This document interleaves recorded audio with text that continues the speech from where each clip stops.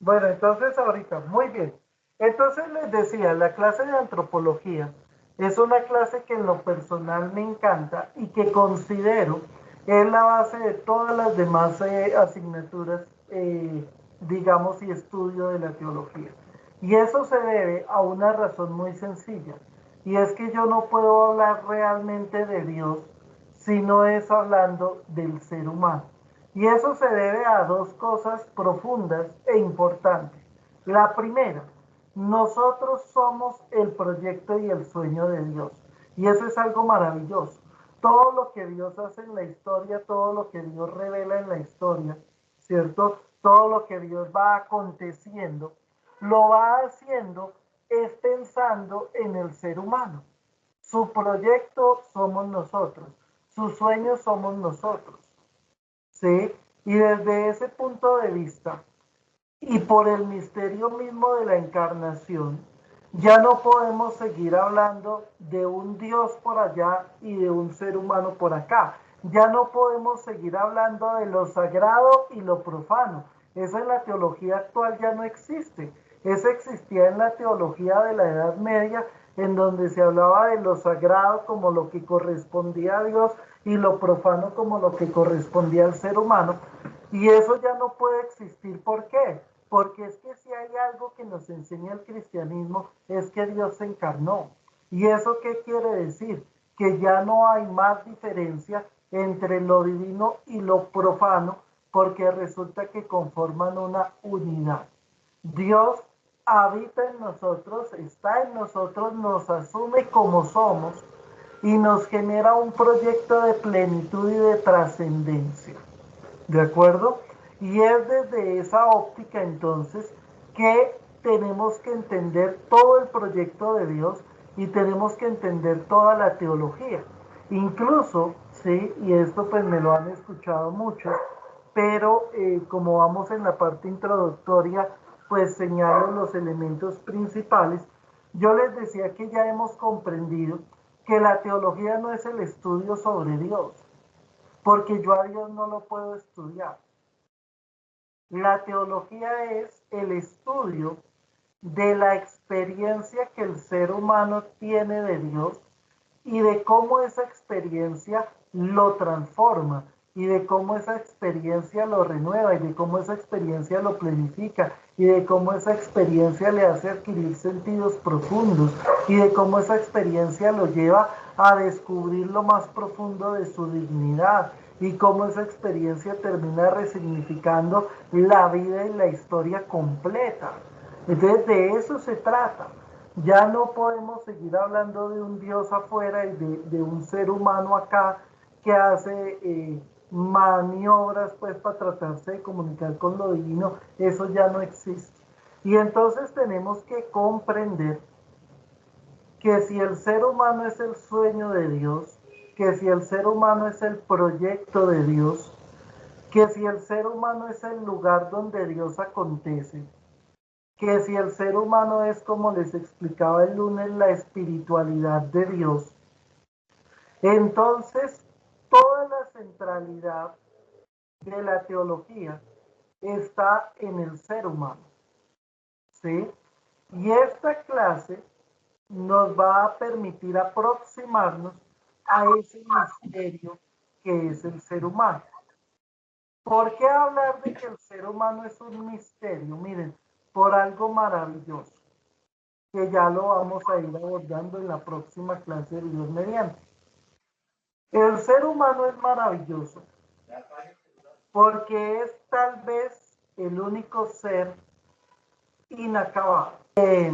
Continuemos, entonces les decía yo que el ser humano es apasionante nada más por una cuestión, y es que es el único ser inacabado.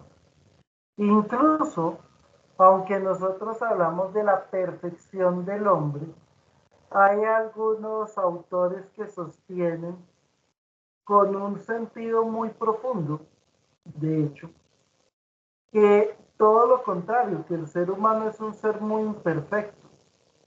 ¿Por qué? Porque todas las demás especies ya tienen marcado desde su naturaleza lo que son y lo que pueden ser, ¿de acuerdo? Y son perfectos en su naturaleza. Un perro ya tiene determinado lo que es su ser como perro, va evolucionando, porque no se puede negar que van evolucionando, pero su naturaleza está definida y son lo que tienen que ser. En cambio, la naturaleza del ser humano es una naturaleza muy fregada. ¿Por qué? Porque no está del todo definida. Porque es algo por construir, porque es algo inacabado, porque es algo que no termina de conquistarse. ¿Cuándo llegamos a la plenitud de la humanidad? Nunca. ¿Cuándo llegamos a vivir completamente nuestra naturaleza? Grave. ¿Por qué? Porque de hecho nuestra naturaleza como espíritu tiene un fin divino. Por eso somos inacabados. Por eso no nos terminamos de construir jamás. Por eso podemos llegar hasta donde queramos llegar. Por eso somos seres en construcción. Por eso, como yo les decía el lunes, en las otras especies Dios creó y terminó su obra creadora. En cambio, en el ser humano, Dios nunca termina de crearnos, porque somos inacabados. Dios nunca termina su obra, Dios nunca termina su acción en nosotros. Por eso Dios con nosotros, decíamos, es un acto creador continuo, no termina.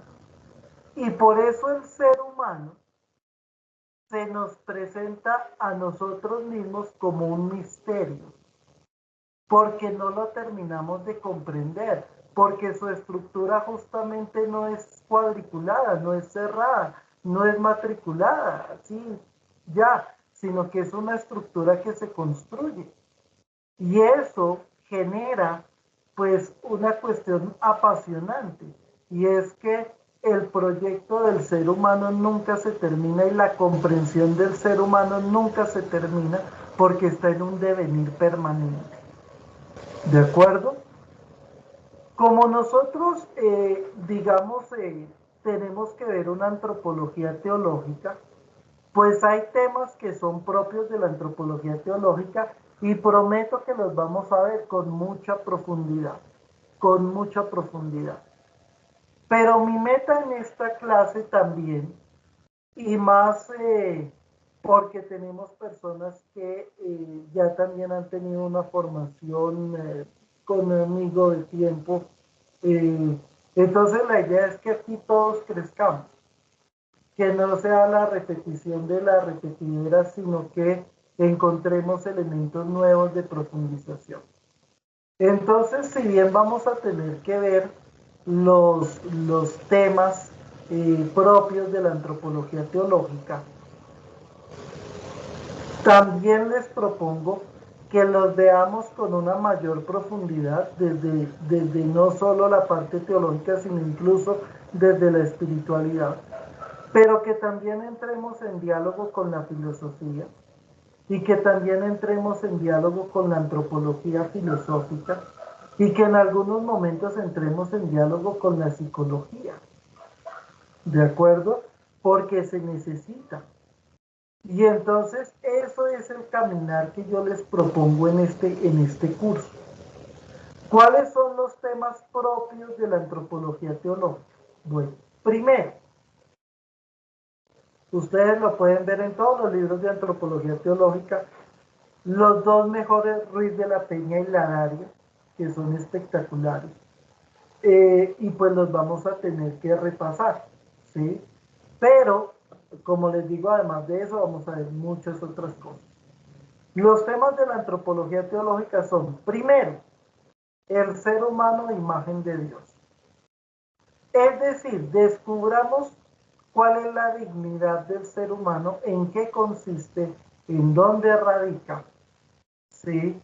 Cómo poner en diálogo lo que es el concepto de dignidad desde las ciencias con el concepto de dignidad e imagen de Dios de la teología. Ahí nos vamos a meter en un estudio interesante. Segundo, cuando comprendemos que el ser humano es imagen de Dios, necesitamos hacer un tratado sobre la gracia. ¿Sí? ¿Cómo entender la gracia? ¿Cómo entender esa parte de la acción divina en lo humano? ¿Cómo Dios actúa en lo humano? ¿Sí? Entonces en eso también nos vamos a meter y nos vamos a profundizar un poco. Pero también dentro del tratado de la antropología teológica se nos propone que debemos estudiar el tema del pecado como aquello que de alguna manera se contrapone con la gracia. Vamos a estudiar entonces qué es el pecado, de dónde surge el pecado, en qué consiste el pecado, por qué se origina, por qué ese pecado va a veces ganando terreno, ¿de acuerdo? Y lo vamos a hacer también en diálogo con otras disciplinas y con otras ciencias que creo nos van a aportar muchísimo, muchísimo, muchísimo. Y comprendiendo ese tema de la gracia y comprendiendo ese tema del pecado, pues tenemos que meternos en ejercicios, en dinámicas, en reflexiones, en estudios que nos permitan llegar a un conocimiento profundo de nosotros mismos desde esa perspectiva también de fe que hemos planteado en esas primeras sesiones. Después de eso, vamos a tener que estudiar qué significa la fe, qué significa el ser religioso, qué implicaciones tiene la fe en el ser humano, que no tiene que ver con lo que muchas veces nos han enseñado. Y vamos a darle una profundidad a ese tema de la fe, ¿sí? Desde el punto de vista antropológico, teológico y espiritual. Después de profundizar en ese tema de la fe, vamos a trabajar también el tema de la esperanza, ¿de acuerdo? Y aquí hay un desafío muy fuerte porque muchos de ustedes o algunos de ustedes están tomando este curso, pero al mismo tiempo están tomando el curso de teología espiritual. Y la idea pues es que sea un complemento como ustedes señalan, ¿no? Y hay temas que se nos van a cruzar, pero pues vamos a tratar de darle la identidad a cada uno desde lo que le corresponde. Pero nos vamos a cruzar porque es un complemento perfecto, ¿sí? Y después de poder estudiar, ¿sí? En profundidad qué significa ese tema de la esperanza, en qué radica la esperanza, porque el ser humano es un ser que se abre al futuro, porque el ser humano es un ser que está en continua búsqueda y que es de alguna manera insaciable en su búsqueda, ¿cierto? Y entonces allí nos vamos a tener que centrar en la idea de plenitud. Vamos a tener que descubrir cuál es la vocación del ser humano, a qué estamos llamados, a qué estamos llamados. Y entonces vamos a encontrar una cuestión, y es que Jesús, ¿sí? A Jesús no lo han presentado mucho como el revelador de Dios, ¿cierto? Jesús es el revelador del Padre. En todos los evangelios casi tienen esa óptica menos uno, ¿sí? Pero casi todos los evangelios tienen esa óptica de mostrar a Jesús como aquel que vino a revelarnos a Dios. Y yo creo con honestidad, ¿sí? Y me atrevo a decirlo con tranquilidad y confianza, que si bien aciertan los evangelistas en eso, la embarran en que el enfoque era diferente. ¿En qué sentido?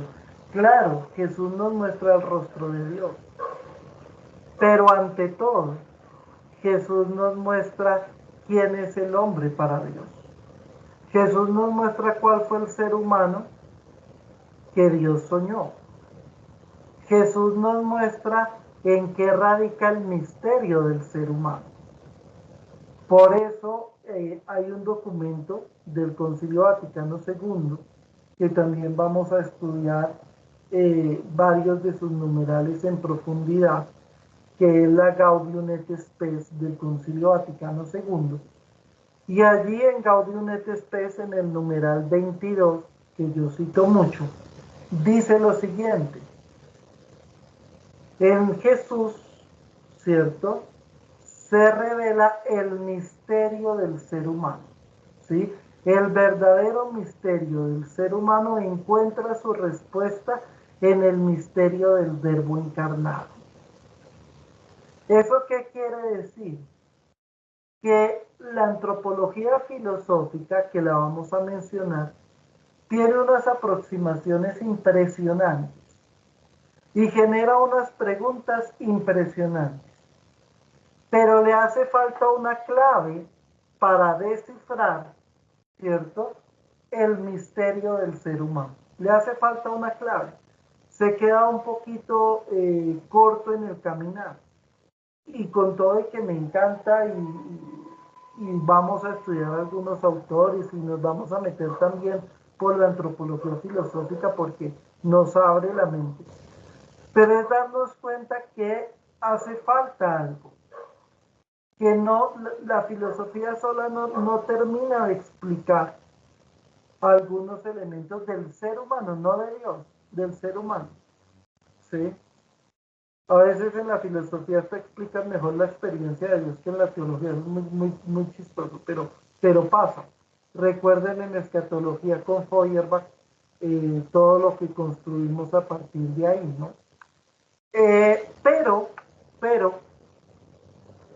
la teología nos permite y la revelación nos permite y Jesús nos permite tener acceso a esa comprensión del ser humano que Dios soñó y de ese misterio que somos cada uno de nosotros y de ese misterio al que estamos llamados nosotros a descubrir y a vivir en plenitud. Entonces, ese es, digamos a grandes rasgos, lo que es el contenido del curso y con lo que es la finalidad del curso. La espiritualidad es un eje fundamental en mi quehacer teológico. De hecho, yo hago más una teología espiritual que una teología racional, siempre lo digo. Y en ese curso de teología espiritual, pues es encontrar las herramientas, vamos a ir encontrando las herramientas para llegar a una experiencia profunda de Dios. Entonces, en esta vamos a ver la necesidad de eh, entender lo humano, ¿sí? Y de entender cómo se da esa relación entre lo divino y lo humano.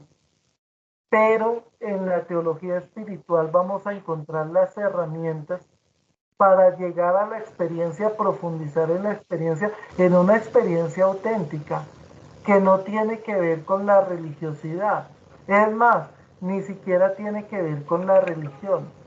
¿Cómo? Primero, si hablamos de espiritualidad, tengo que entender primero qué es un espíritu.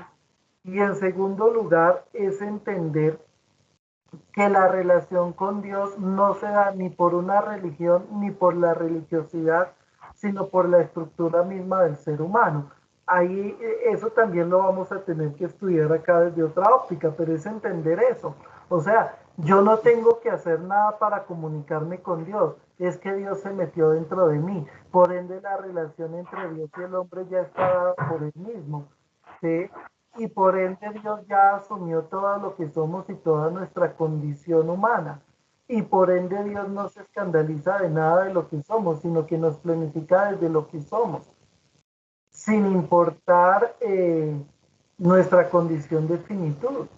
La abraza, la ama con locura y la eleva desde allí con un amor impresionante y con su acto creador continuo. Entonces, en esta clase es entender el por qué se da la relación y entender al ser humano, pero en la clase de teología espiritual vamos a ir encontrando todas las herramientas para profundizar en la experiencia, ¿no? Y en una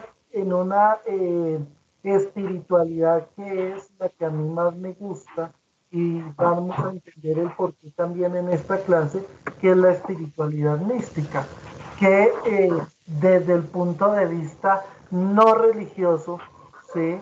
Ni desde la religiosidad, sino desde un punto de vista profundamente teológico, es la espiritualidad más auténtica que existe y trasciende cualquier religiosidad, cualquier religión, cualquier comprensión de lo divino. Entonces, eso es una cosa impresionante. No en vano, todos los doctores de espiritualidad son místicos, ¿no?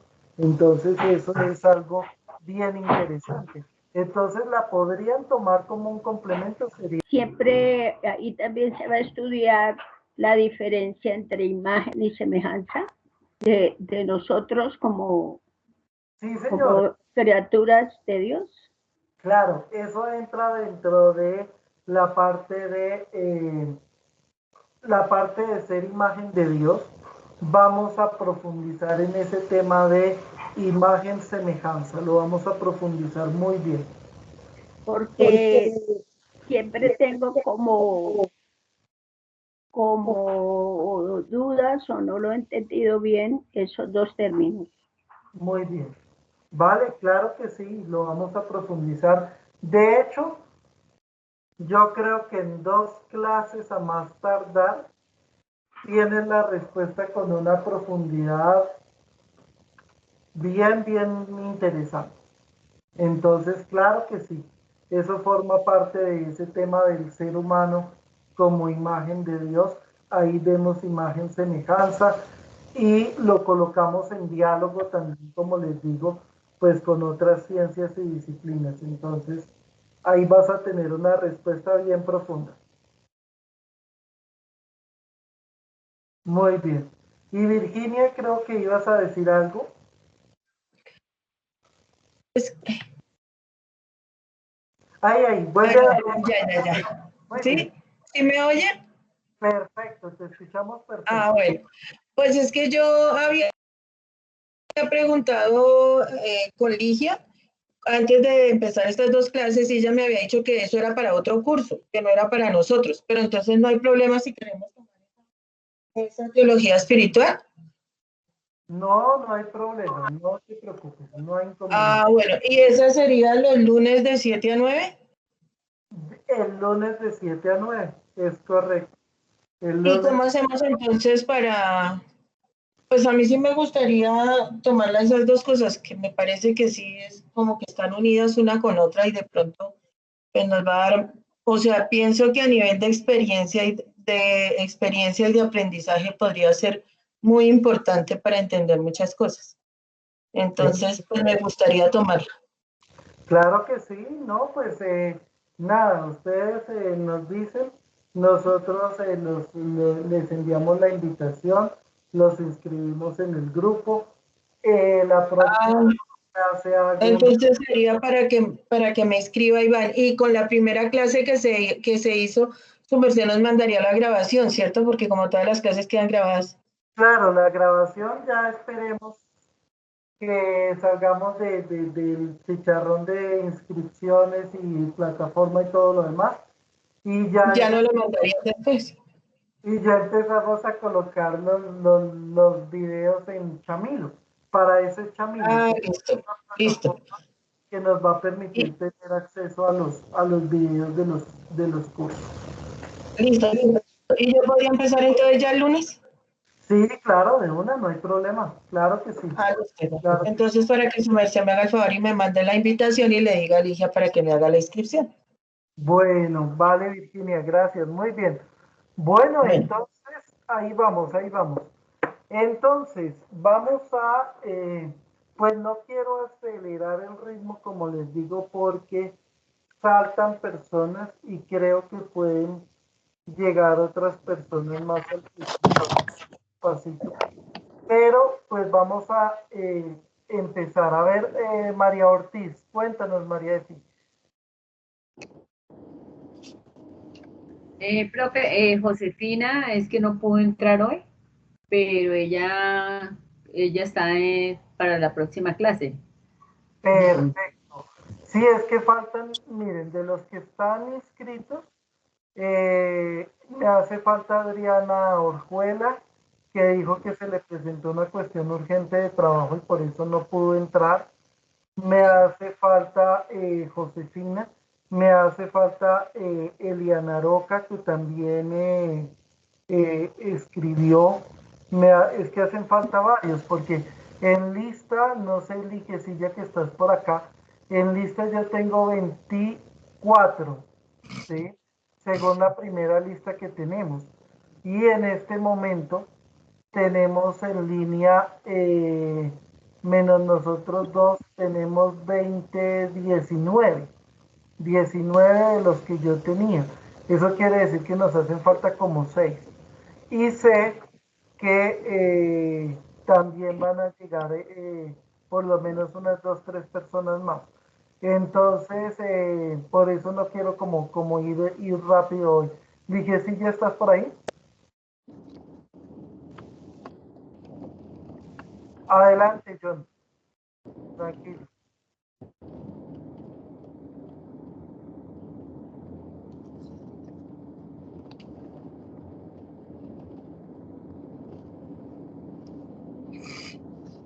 John, ¿querías decir algo? Adelante, tranquilo.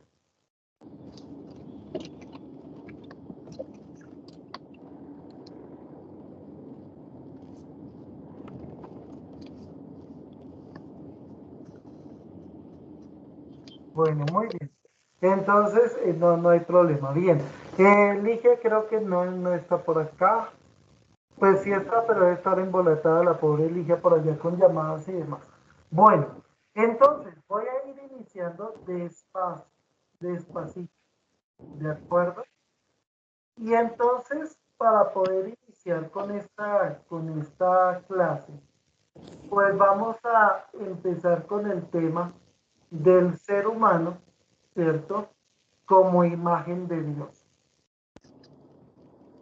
Para poder entender este tema que es complejo, es muy complejo, pues yo los invito en primer lugar a que iniciemos, ¿cierto? Por una definición no nada que ver con la fe, ¿sí? Por una definición más desde el punto de vista filosófico. Y después vamos a tratar de que esa definición, ¿sí?, entre en diálogo con la teología, que me parece muy importante. Y cuando hablamos entonces de dignidad humana, tenemos que hablar básicamente de dos elementos fundamentales. ¿Listo? El primero, del concepto propiamente de dignidad humana, y el segundo, del concepto de persona. ¿Listo? Y eso después lo vamos a llevar a diálogo, repito, con la teología, despacio. Entonces vamos a arrancar por el concepto de dignidad, pero ya con una profundidad mayor. Entonces, vayan tomando nota, vayan preguntando, vayan cuestionando. Eso es lo que a mí me gusta. La palabra dignidad humana, ¿sí?, viene, digamos, del latín dignus, dignus. Yo quiero, esperen, regálenme un segundo, sino que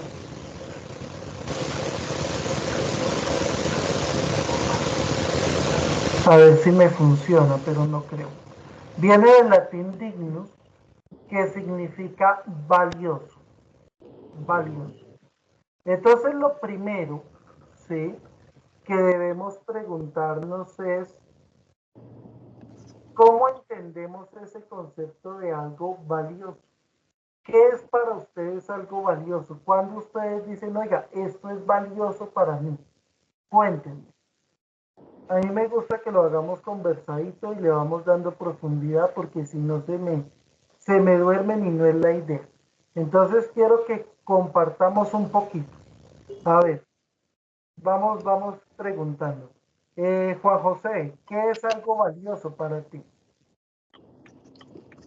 Pues yo creo que algo valioso es como algo que una persona o que las demás personas le dan valor. O sea, algo que están dispuestos a cambiar por algo muy grande. Ok, bien, Juan José. Entonces te hago una pregunta. A ver, fresco que a mí me gusta preguntar, yo soy cansón con esto. A mí me gusta la mayéutica, me gusta mucho. Entonces tú me dices que en primer lugar, cuando yo digo que algo es valioso, ¿cierto? Hay una valoración de un tercero que reconoce algo, ¿sí?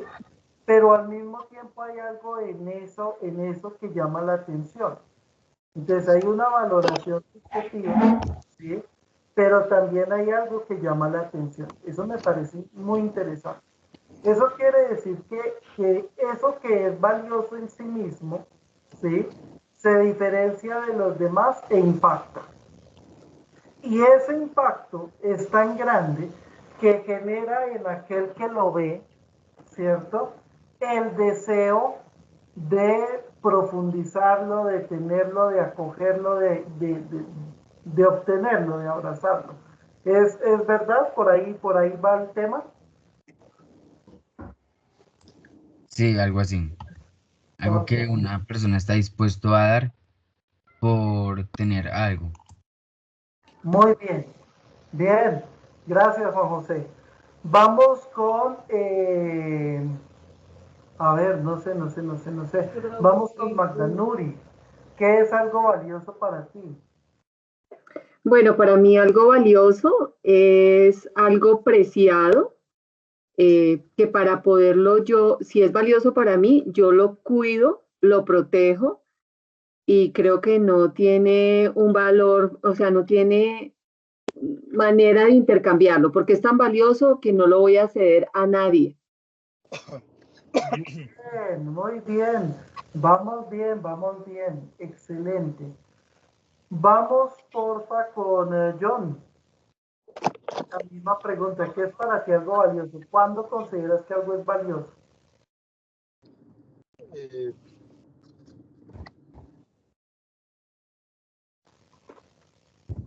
Ahí te escuchamos, dale, Fres. ¿Sí me escuchan? Aló, Sí, te escuchamos perfecto, adelante. correcto. Pues para mí algo valioso es algo que tengo y que no me doy cuenta, pero cuando lo pierdo me hace falta. Uf, interesante. Es algo que tenemos, pero que nos acostumbramos tanto a tener que llega un momento en donde se nos puede perder la valoración. Profundo, profundo, interesante, muy bien. Lucía Valles, Algo valioso para mí, si hablamos de la parte material, yo diría que puede ser algo que por haber recibido, porque me hayan dado, porque tenga un significado especial, se convirtió en algo muy importante para mí. Y si hablamos de una persona valiosa, eh, es por sentimiento, por lo que yo sienta por esa persona, por, lo, por la atracción o por el sentimiento que haya con una persona. ok, interesante.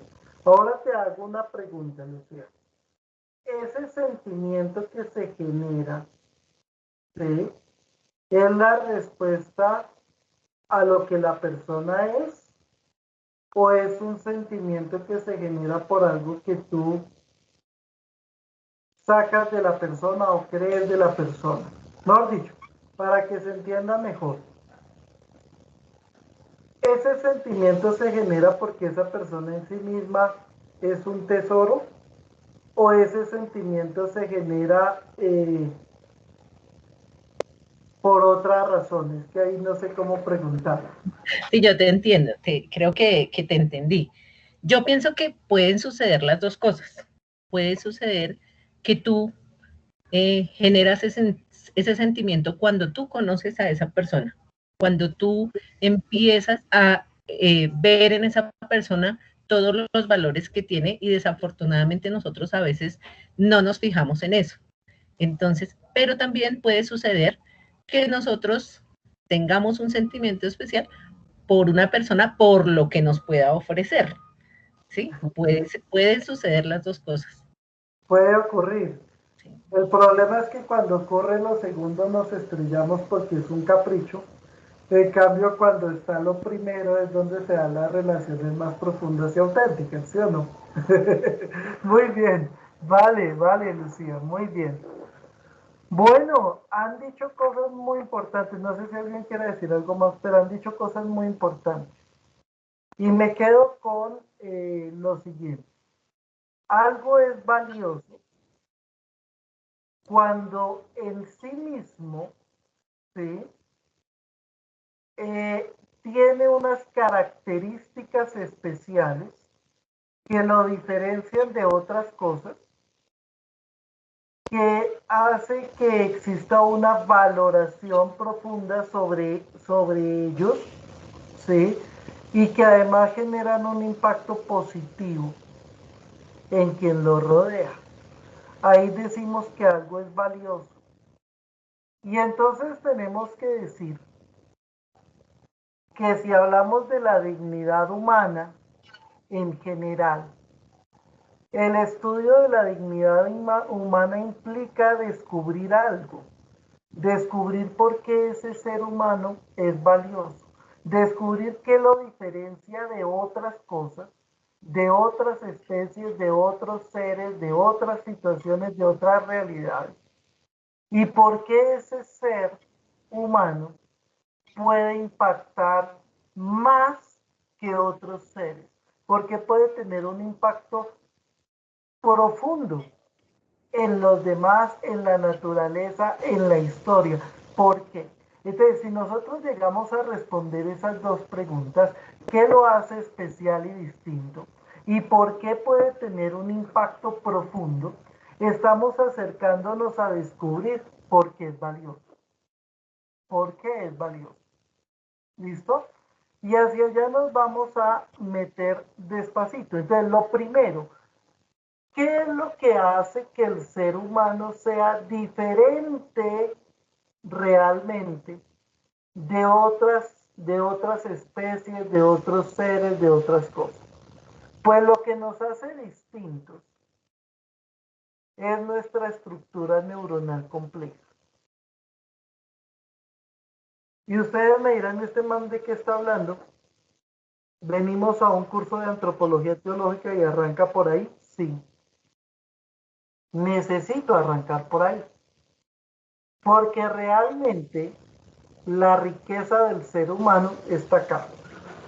Eso está estudiado por la neurociencia, ¿cierto? Nuestro tejido neuronal es tan complejo que puede procesar una cantidad de energía que se traduce en información incalculable que ninguna otra especie se acerca ni siquiera al 50% de lo que procesa el ser humano. Y ninguna tecnología con todo lo que hemos avanzado puede llegar a reproducir la cantidad de energía que nosotros procesamos. Eso quiere decir que realmente nuestro tejido neuronal es una maravilla. Yo les alguna vez algunos poquitos, pero les decía, yo no sé si ustedes saben, pero hay animales que tienen más neuronas que nosotros. Y eso no implica que tengan la capacidad de razonar. ¿Por qué? Porque lo que nos da el razonamiento no es la cantidad de neuronas, es la calidad de conectividad y el tejido que forman. Y eso es el origen de todas las facultades humanas. Gracias a ese tejido, el ser humano puede determinarse a sí mismo. Gracias a ese tejido, el ser humano puede experimentar emociones, sentimientos, puede nominarlos, puede tener un control emocional, puede trazarse metas, puede reflexionar sobre sí mismo, puede trazarse horizontes de sentidos plurales, puede resignificar la vida y la historia, puede generar transformaciones profundas, porque toda la riqueza del ser humano se desprende de ahí, de nuestra complejidad neuronal. Los animales no actúan solo por instinto. Los animales que tienen sistema nervioso central son inteligentes. ¿Sí? No pueden razonar, pero eso no quiere decir que no sean inteligentes. Yo no sé si ustedes han visto que ya los monitos están empezando a utilizar herramientas.